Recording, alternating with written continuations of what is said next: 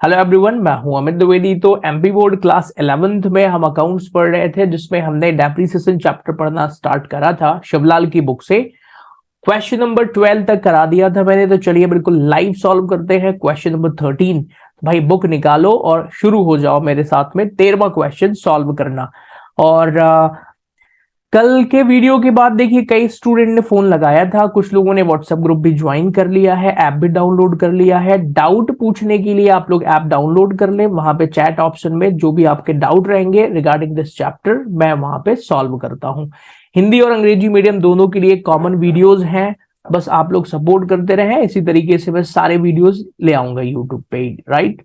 तो चलिए पढ़ना शुरू करते हैं। फिर क्वेश्चन नंबर 13 करते हैं, ध्यान से देखना है आपको। अब यहां से थोड़े से क्वेश्चन कठिन होंगे, बट घबराना नहीं है, सब बनेगा। 1 जनवरी 2012 को एक मशीन खरीदी है 28,000 रुपए की और 2,000 रुपए उस पर स्टेब्लिशमेंट के खर्चा कर दिया। 1/1/2012 एज यूजुअल। क्वेश्चन नंबर लिखो यहां पे कौन सा है sir. This is question number 13। Okay, summary बना लें। 1/1/2012 को सर 28,000 की खरीदी, 2,000 रुपए खर्चा कर दिए, मतलब मशीनरी हो गई 30,000 रुपए की। बिल्कुल सही है। फिर 1 जुलाई 2013 को दूसरी मशीनरी खरीदी है 40,000 रुपए की। तो आ जाओ भाई, 1 जुलाई 2013 को 40,000 रुपए में दूसरी मशीनरी भी खरीद लिया। ठीक है, जब दो मशीनें हो जाएंगी तो दोनों के अलग अलग नाम लिख दो। पहले वाले का नाम ए, दूसरे वाले का नाम बी। फिर आगे कहां गया सर? आगे क्वेश्चन में है on 1 July 2015 the machine which was purchased on 1/1/2012 was sold for 11,000। तो 1 जुलाई 2015 को, बिल्कुल घबराना नहीं है, बहुत आसान क्वेश्चन है। 1 जुलाई 2015 को यही पहली वाली मशीन बेच दिया है 11,000 रुपए में। ओके, फिर ऑन द सेम डे लिखा है, उसी दिन मतलब 1 जुलाई 2015 को इसने एक नई मशीनरी खरीद लिया होगा। तो on the same day a new machine was purchase of ₹15,000, 15,000 रुपए की नई मशीनरी खरीद लिया। ओके, ठीक है, इसका नाम रख दो सी। रेट ऑफ डेप्रीसिएशन, देखो राइटिंग थोड़ा सा खराब आ रही है, ये बोर्ड में कुछ दिक्कत है ना। तो रेट ऑफ डेप्रीसिएशन कितना है? 10%। एक बार चेक कर लेंगे अभी भाई। 10% पर एनम है और फिक्स्ड इंस्टॉलमेंट मेथड है। 10% पर एनम एंड मैं एसएलएम लिख देता हूं इसको, straight line method, fixed instalment method. Question का डेटा एक बार और चेक कर लेते हैं फिर से, क्योंकि बार बार आप क्वेश्चन देखना नहीं है फिर आपको। 1/1/12 को 30,000 की मशीन खरीदी, फिर 1 जुलाई 2013 को 40,000 रुपए की खरीदी। तो 1/1/12 30 और 40। फिर जो है 1 जुलाई 2015 में वही वाली मशीनरी को बेचा और 15,000 की नई मशीनरी खरीदा है। 2012 से लेकर के और 2016 तक का मशीनरी अकाउंट आपको बनाना है। क्वेश्चन आसान है।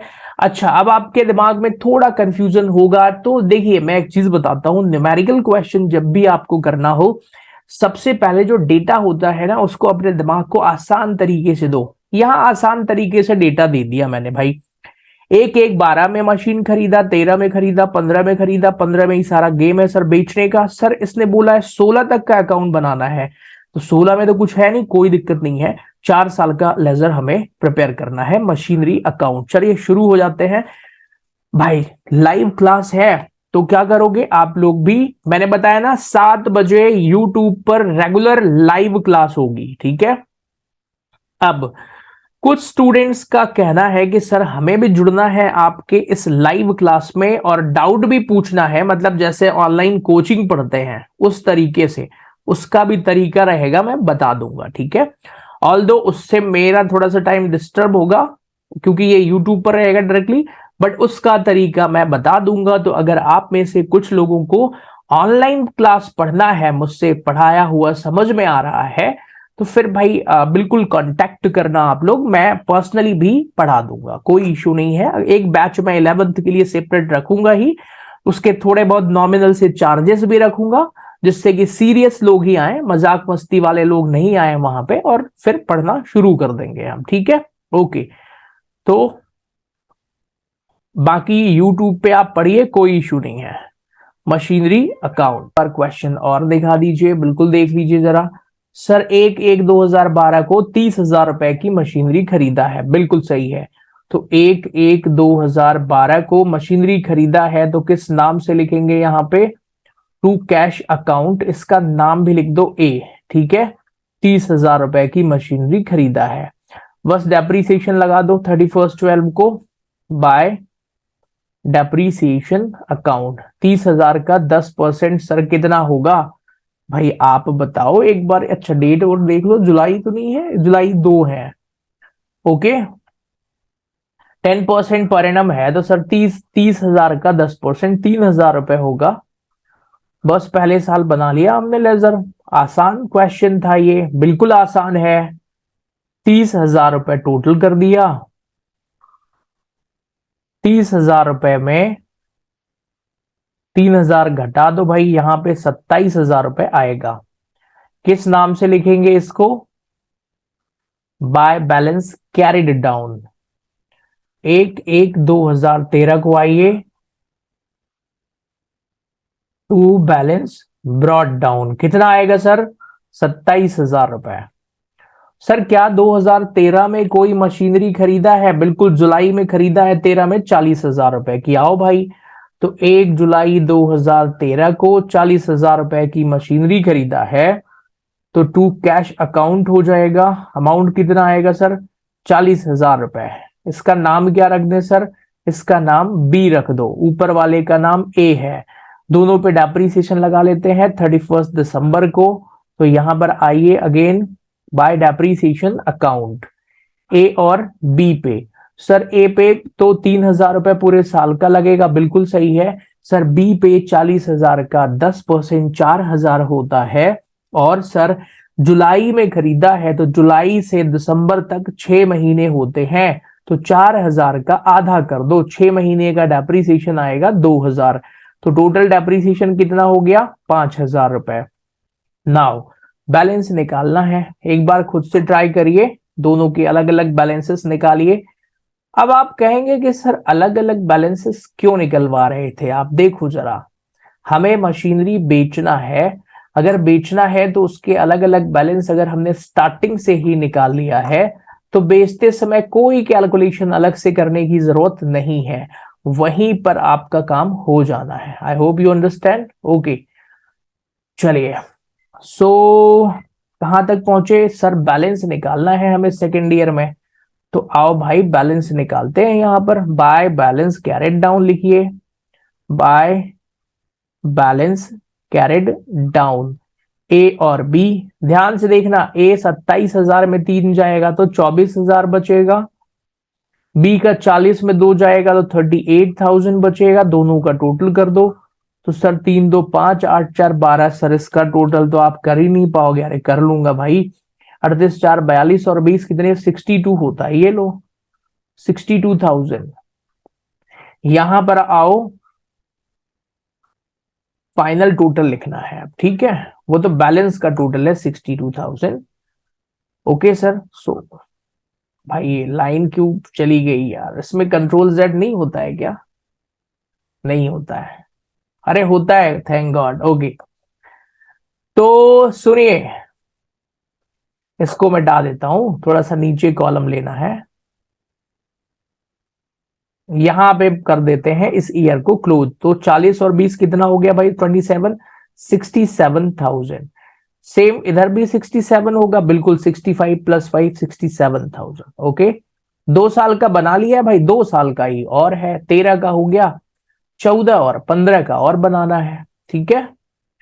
कॉलम बार बार तो खींचने पड़ेंगे, है ना, मुझको भी, शायद आपको भी खींचना पड़े। अगर आपके पास बड़ा वाला रजिस्टर है तो जनरली हो सकता है। क्या ये क्वेश्चन एग्जाम में आ सकता है? भाई 4 साल का तो नहीं देंगे वो, है ना, एग्जाम में कौन से क्वेश्चन आ सकते हैं डेप्रिसिएशन के, चैप्टर खत्म होने के बाद या फिर एग्जाम टाइम में मैं बिल्कुल बता दूंगा आपको, है ना, कौन कौन से आ सकते हैं। यकीन मानिए वही आएंगे, ठीक है, जो मैं बता रहा हूं वही आएगा, यकीन रखो आप। 1/1/2014 को 1/1/2014 को यहां पर आते हैं टू बैलेंस ब्रॉड डाउन, और टू बैलेंस ब्रॉड डाउन कर लेंगे भाई। दो मशीनरी हमारे पास हो गई, ए और बी। पहली वाली मशीनरी का बैलेंस सर 24,000 था, क्या 24 था, हाँ सर 24,000, और दूसरे वाले का सर 38,000 था। बाकी यहां कुछ नहीं है सर, इसका टोटल कितना आ रहा था भाई 62,000। बस इस साल ना डेप्रीसिएशन लगाकर बैलेंस लगा निकालो, तो 31/12, ठीक है भाई, ये हो चुका है, 62,000 भी हो गया। सर डेप्रीसिएशन लगाइए आप तो, बाय डेप्रीसिएशन अकाउंट। देखो दोनों पे डेप लगेगा, ए और बी पर। सर पहली वाली मशीनरी पे कितना लगना है, साल भर का डेप 3,000 रुपए, है ना। स्ट्रेट लाइन मेथड का मतलब या फिक्स इंस्टॉलमेंट का मतलब होता है ओरिजिनल कॉस्ट प्राइस जितना था उसी पे एक बार डेप्रीसिएशन निकालो, मतलब वही साल भर का डेप्रीसिएशन माना जाएगा, ठीक है ना। अभी एक दूसरी मेथड भी आएगी, इसलिए दोनों में अंतर आपको समझना पड़ेगा। सर एक बात बताइए, दूसरी वाली मशीनरी पे 40,000 ओरिजिनल प्राइस था, उसका 10% डेप्रीसिएशन 4,000, क्या पूरे साल का लगाएंगे, हाँ इस बार जनवरी से दिसंबर तक लगाएंगे, तो टोटल डेप्रीसिएशन हो गया 7,000 रुपए। अब बस आपको बैलेंस निकाल देना है बाय बैलेंस कैरिड डाउन, ठीक है। तो ए और बी, भाई ये लेजर 5 साल का बनाना है क्या, देखते हैं। ए और बी, 24 में 3 जाएगा तो 21,000 रुपए बचेगा, 38 में 4 जाएगा तो 34,000 रुपए बचेगा। इसका टोटल कर लेते हैं सर, 34 और 1 35 और 20 कितने होते हैं सर, 55,000, ठीक है, और 55 और 7 इसका बढ़िया से कर दो टोटल 62,000। मुझे देखना यह है कि भाई लेजर कितने साल का बनाना है, पता चला अगले साल का भी बना देंगे तो आंसर थोड़ी मैच होगा। 62,000 एक बार इसमें देख लेता हूं मैं भाई, ये 2014 हो गया, 13 हो गया, 12 हो गया। क्वेश्चन देख लेते हैं ना, इंग्लिश में देख लो भाई, कहां लिखा है 2012 से 16, मतलब 12 का भी बनाओ, 13 का भी बनाओ, 14 का भी, 15 का भी, 16 का भी, पता नहीं सजा दे रहे हैं ये राइटर साहब। 5 साल का बनाना था, कोई दिक्कत नहीं है। मुझे लगता है आपकी बुक में इस चैप्टर का सबसे बड़ा क्वेश्चन यही था, ठीक है, था मतलब अभी तो कर ही रहे हैं। 2014 हो गया सर, 2015 में ही सारे गेम होना है, तो वो गेम डिस्टर्ब ना हो इसलिए एक काम करते हैं, बीच में ना जो कॉलम वाली समस्या है एक बार कॉलम और खींच लेते हैं, ठीक है। क्वेश्चन खत्म होने के बाद, क्योंकि 2016 में ना मैं अलग अलग बैलेंस नहीं निकलवाऊंगा, और अब थोड़ा सा हम एक्सपर्टाइज लेवल पर सवाल करेंगे, जिससे अब आप भी थोड़े समझदार बने इस चैप्टर में। भाई 16 हम 13वां क्वेश्चन कर रहे हैं, उसके बाद खत्म, फिर कहां बचा, आज तो एक ही हो पाएगा बस, बीच में 2 फोन आ गए और डिस्टर्ब। चलिए सर 2015 में 21 और 34 को ओपनिंग लिखिए पहले, आइए जरा। तो 1/1/2015 को यहां पर आएंगे, किस नाम से लिख देंगे, टू बैलेंस ब्रॉड डाउन। कितना ए हो जाएगा और बी हो जाएगा, सर ए हो जाएगा 21,000, बी हो जाएगा सर 34,000। क्लियर हो गया सर। इसका टोटल जो है कितना आया था, 65,000, 55,000 सर, हाँ भाई 55,000, ओके, तो इसका टोटल भी हो गया। अब ध्यान से सुनिए, 1 जुलाई 2015 को यहां पर मशीनरी बेचना है, पहली वाली मशीनरी बेचना है। क्वेश्चन में लिखा है ना 1 जुलाई 2015 को बेचना, बड़ा ही आसान है। बेचने के पहले मशीनरी पर आपको लगा देना है डेप्रीसिएशन अकाउंट। तो जनवरी से लेकर जुलाई तक कितने महीने हो गए, 6 महीने। तो पहली वाली मशीनरी पर साल भर का डेप 3,000 है, तो 6 महीने का कितना होगा सर, उसका आधा 1,500 रुपए होगा, बिल्कुल सही है। फिर सर यहां पर आइए, बाय बेचने को कैश अकाउंट लिख दें, बाय कैश अकाउंट, मतलब पैसा हमारे पास आया। कितने में बेचना था सर? 11,000 रुपए में, ठीक है ना। अब ध्यान से सुनना जरा, पहली मशीनरी, यहां तक में क्वेश्चन हो जाएगा। तो वर्किंग नोट ना नीचे बना देता हूं मैं यहां पे। मतलब ये एग्जाम में बनाना जरूरी है क्या? नहीं है, जरूरी नहीं है आपके लिए, ठीक है, समझने के लिए है। ध्यान से सुनिए, 1 जुलाई 2015 को मशीन का बैलेंस था ओपनिंग 21,000 रुपए का। इस पे माइनस, ये वर्किंग नोट नोट कर लेना कॉपी में, समझ में तभी आएगा। माइनस कर दो इसमें डेप्रीसिएशन 1,500 रुपए, ठीक है। तो भाई 21 में एक जाएगा तो 20 बचेगा, 19,500 रुपए आएगा। सर मशीन की प्राइस मतलब उस समय 19,500 रुपए की है, जिसको हम बेच रहे हैं सर, सेल कर रहे हैं 11,000 रुपए में। अब आप खुद से सोचो, यहां कोई फॉर्मूला नहीं है। 19,000 रुपए की चीज को अगर 11 में बेचोगे तो प्रॉफिट होगा कि लॉस होगा? सिंपल सी बात है सर, लॉस होगा। 19 की चीज को अगर हम लॉस 11 में बेच रहे हैं तो कितने का लॉस होगा सर? 8,500 रुपए का। समझ में आ गया? लॉस को सर कहां लिखेंगे? अकाउंट बनाते समय कहां लिखेंगे? मतलब लेजर में ही। तो आओ वो सिखाता हूं मैं। 8,500 रुपए का हमको हो गया लॉस, तो क्रेडिट साइड यहीं लिख देंगे बाय।